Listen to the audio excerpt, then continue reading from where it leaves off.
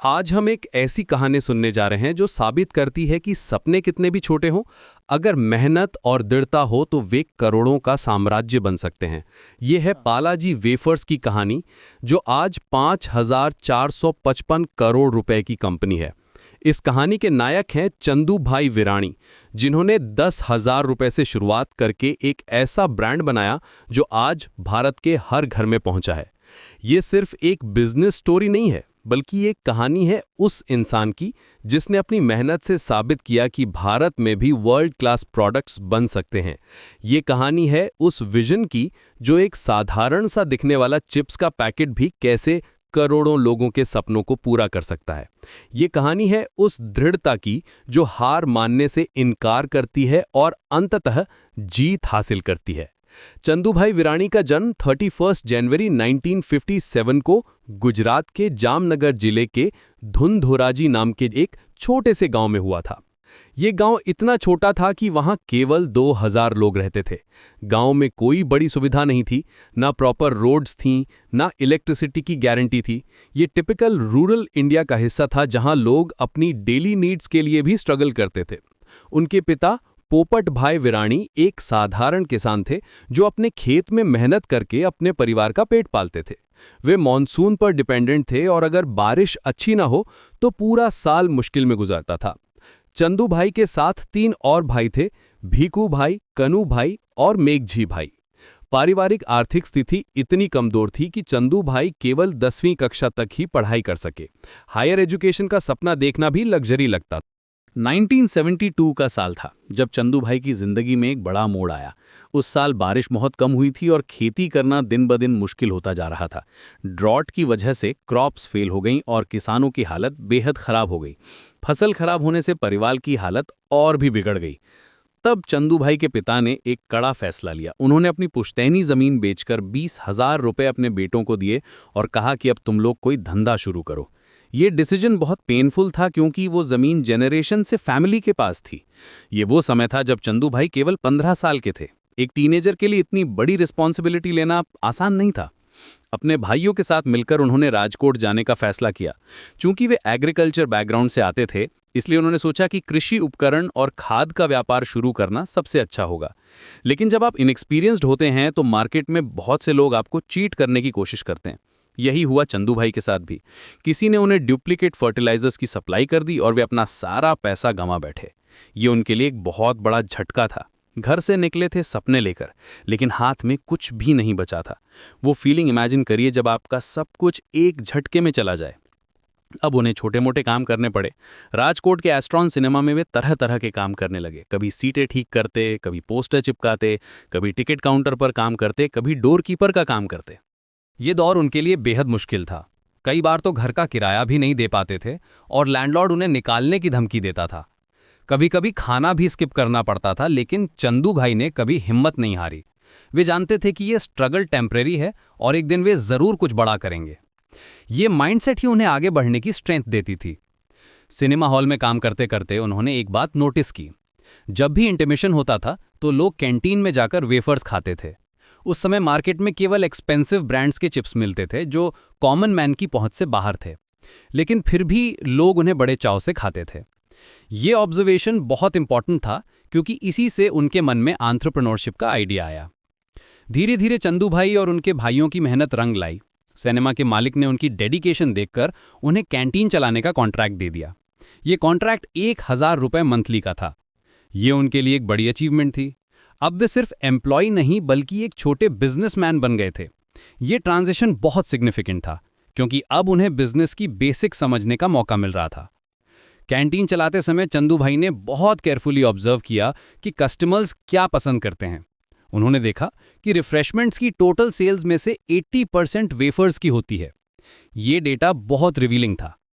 लेकिन प्रॉब्लम ये थी कि राजकोट में केवल एक ही सप्लायर था जो वेफर्स की सप्लाई करता था।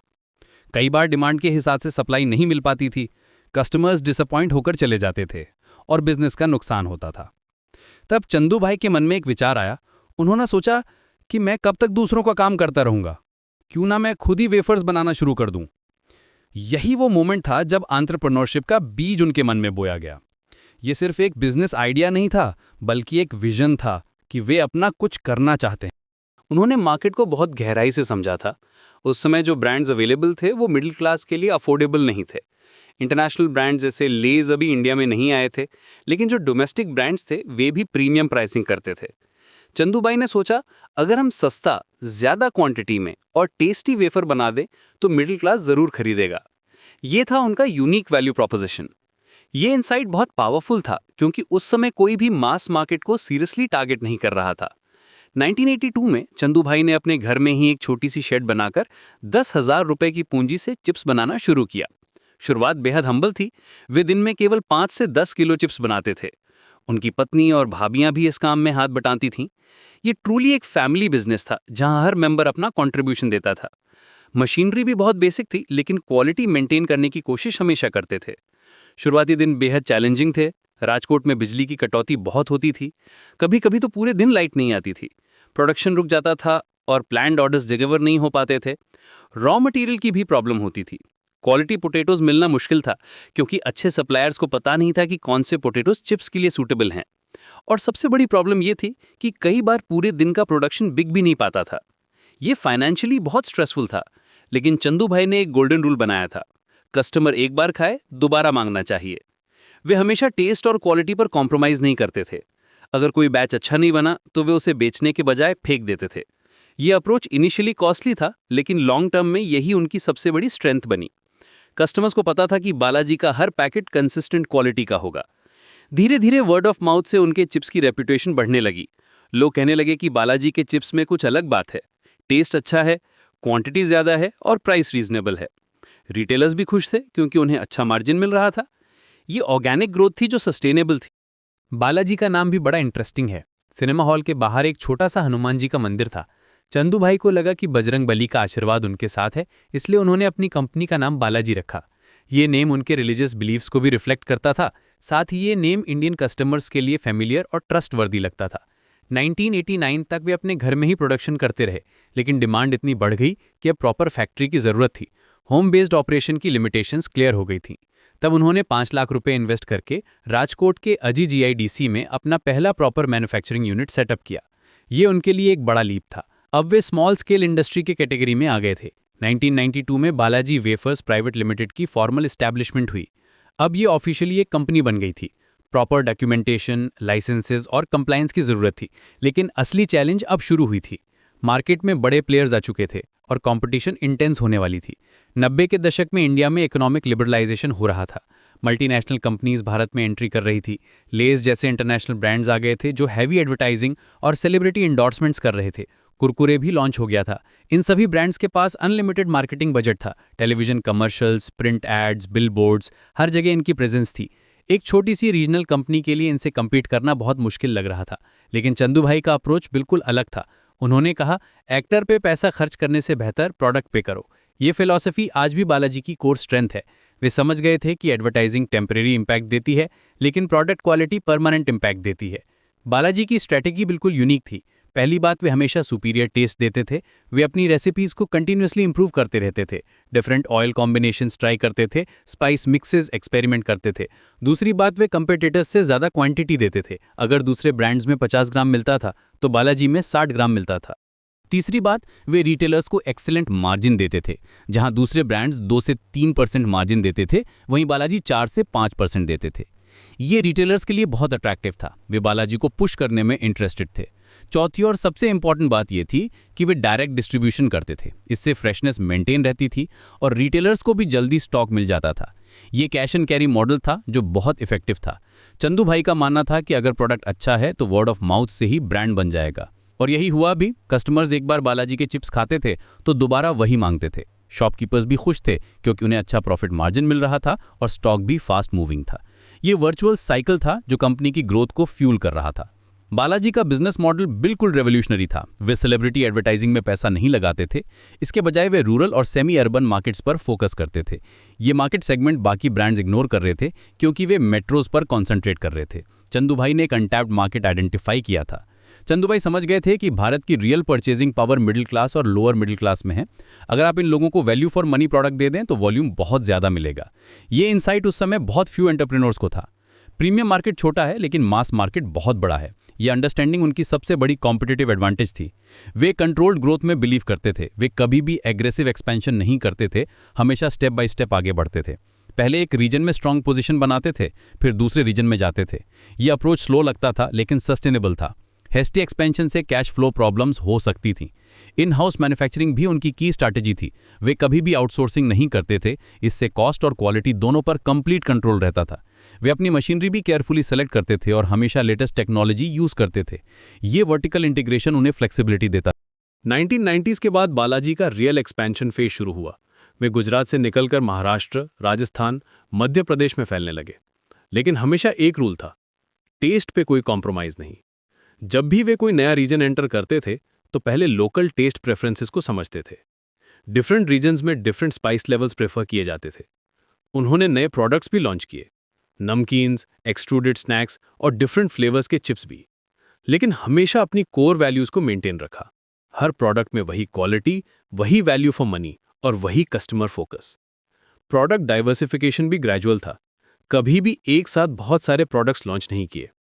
इस दौरान कई बार फॉरेन कंपनीज ने बालाजी को अक्वायर करने की कोशिश की। बड़े मल्टीनेशनल कॉरपोरेशंस ने अट्रैक्टिव ऑफर्स दिए। हंड्रेड्स ऑफ करोड़्स के डील्स टेबल पर आए, लेकिन चंदू भाई ने हमेशा साफ मना कर दिया। उनका कहना था, ये ब्रांड देश के लोगों का है, इसकी ओनरशिप भी देश के पास रहनी चाहिए।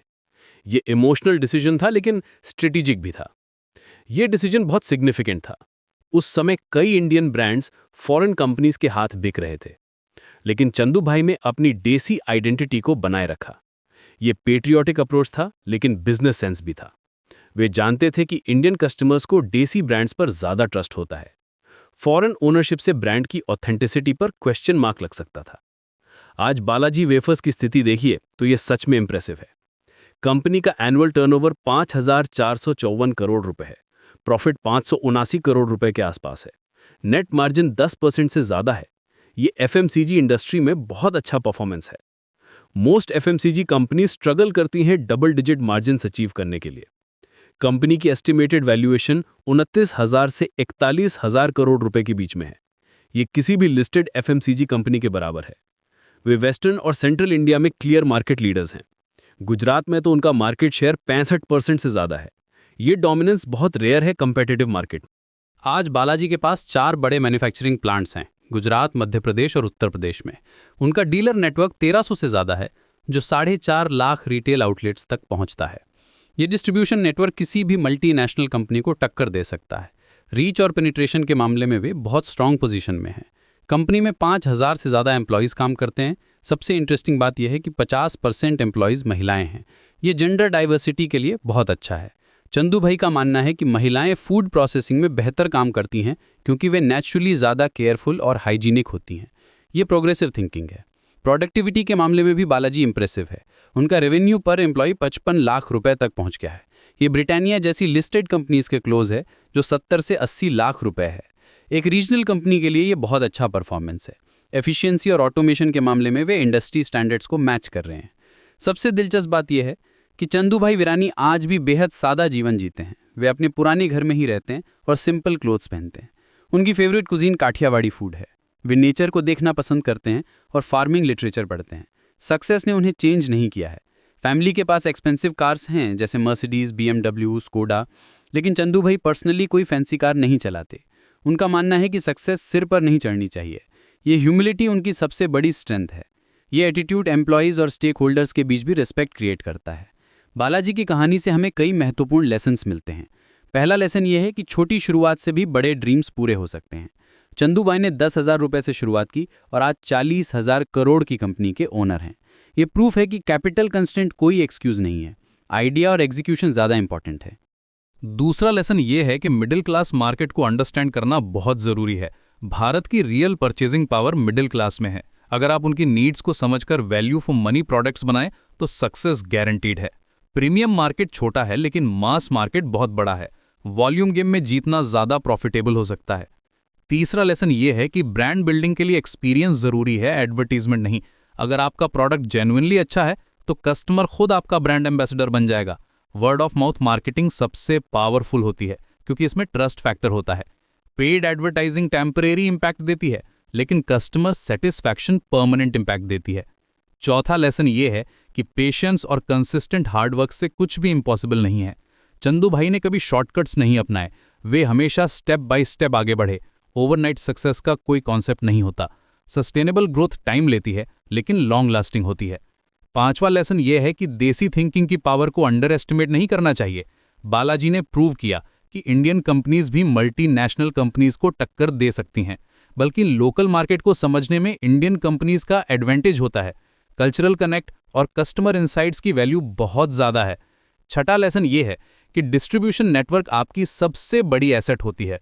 बालाजी ने अपना स्ट्रॉन्ग डीलर नेटवर्क बनाया जो उनकी कंपेटिटिव एडवांटेज है। प्रोडक्ट्स तो कोई भी कॉपी कर सकता है, लेकिन डिस्ट्रीब्यूशन नेटवर्क ओवरनाइट नहीं बन सकता। ये मोट क्रिएट करता है। सातवां लेसन ये है कि क्वालिटी पर कॉम्प्रोमाइज कभी नहीं करना चाहिए। शॉर्ट टर्म में कॉस्ट बढ़ सकती है, लेकिन लॉन्ग टर्म में यही आपकी ब्रांड वैल्यू बनती है। कस्टमर्स एक बार ट्रस्ट कर लें तो लॉयल हो जाते हैं। रिपीट परचेज और वर्ड ऑफ माउथ से ऑर्गेनिक ग्रोथ होती है। आज जब हम बालाजी के चिप्स का पैकेट देखते हैं तो लगता है कि ये सिर्फ एक स्नैक है, लेकिन चंदू भाई कहते हैं हर चिप्स के पैकेट के पीछे सिर्फ नमकीन नहीं, एक सपना छुपा होता है। ये सपना है कि भारत में भी वर्ल्ड क्लास प्रोडक्ट्स बन सकते हैं। ये सपना है कि देसी ब्रांड्स भी ग्लोबल स्टैंडर्ड्स अचीव कर सकते हैं। ये सपना है कि हम्बल बिगिनिंग्स से भी एक्स्ट्राऑर्डिनरी सक्सेस पॉसिबल है।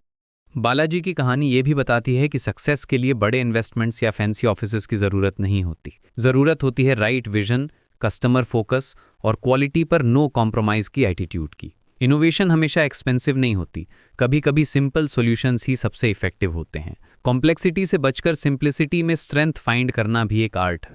आज बालाजी सिर्फ इंडिया में ही नहीं बल्कि यूके, यूएस और वेस्ट एशिया में भी एक्सपोर्ट करता है। ये प्रूफ है कि इंडियन टेस्ट भी इंटरनेशनल मार्केट में एक्सेप्टेबल है। लेकिन कंपनी की रूट्स आज भी राजकोट में हैं और चंदू भाई विरानी आज भी वहीं रहते हैं। ये ग्राउंडिंग बहुत इंपॉर्टेंट है। इंडियन स्नैक्स इंडस्ट्री आज 121 बिलियन डॉलर्स की है और 2033 तक ये 224 बिलियन डॉलर्स तक पहुंचने की एक्सपेक्टेशन है। इस ग्रोथ में बालाजी जैसी कंपनीज का बहुत बड़ा कंट्रीब्यूशन है। ये प्रूव कर रहे हैं कि इंडियन ब्रांड्स भी ग्लोबल स्टैंडर्ड्स अचीव कर सकते हैं। ये इंडस्ट्री ट्रांसफॉर्मेशन का हिस्सा है। बालाजी की सक्सेस का रियल सीक्रेट ये है कि उन्होंने कभी भी अपनी कोर वैल्यूज़ को नहीं छोड़ा। आज भी वे कैश एंड कैरी डीलर्स के साथ काम करते हैं, आज भी लीन प्लांट्स चलाते हैं, आज भी 5 रुपये और 10 रुपये के पैक्स पर फोकस करते हैं। ये कंसिस्टेंसी ही उनकी स्ट्रेंथ है। चेंजिंग टाइम्स में भी फंडामेंटल्स को स्टिक करना विजडम है। चंदू भाई विरानी की कहानी हर उस व्यक्ति के लिए इंस्पिरेशन है जो अपना कुछ करना चाहता है। उन्होंने प्रूव किया है कि अगर आपके पास राइट इंटेंशन, हार्ड वर्क और पेशेंस है तो कोई भी ड्रीम अचीवेबल है। बैकग्राउंड मैटर नहीं करता, एटीट्यूड मैटर करता है। सर्कमस्टेंसेस आपको डिफाइन नहीं करते, आपकी रिस्पॉन्स डिफाइन करती है। आज जब हम बालाजी वेफर्स की सक्सेस देखते हैं तो ये सिर्फ एक बिजनेस स्टोरी नहीं लगती, बल्कि ये इंडियन एंटरप्रेन्योरशिप की विक्ट्री की कहानी लगती है। ये कहानी हमें सिखाती है कि सक्सेस का कोई शॉर्टकट नहीं होता, लेकिन अगर आप राइट डायरेक्शन में कंसिस्टेंट एफर्ट करते रहें तो डेस्टिनेशन ज़रूर मिलती है।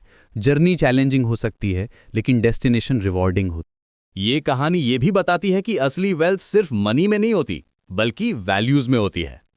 चंदू भाई ने अपनी वैल्यूज को मेंटेन रखा और इसीलिए आज भी वे रिस्पेक्टेड हैं। सक्सेस टेम्पररी हो सकती है, लेकिन रिस्पेक्ट परमानेंट होती है। कैरेक्टर बिल्डिंग वेल्थ बिल्डिंग से ज्यादा इंपॉर्टेंट है। बालाजी की जर्नी अभी भी कंटिन्यू है। कंपनी आज भी ग्रो कर रही है और नए मार्केट्स में एक्सपैंड कर रही है, लेकिन फाउंडेशन वही है जो चंदू भाई ने 40 इयर्स पहले रखी थी। कस्टमर फर्स्ट, क्वालिटी फर्स्ट और देश फर्स्ट। ये टाइमलेस प्रिंसिपल्स हैं जो हमेशा रेलेवेंट रहेंगी।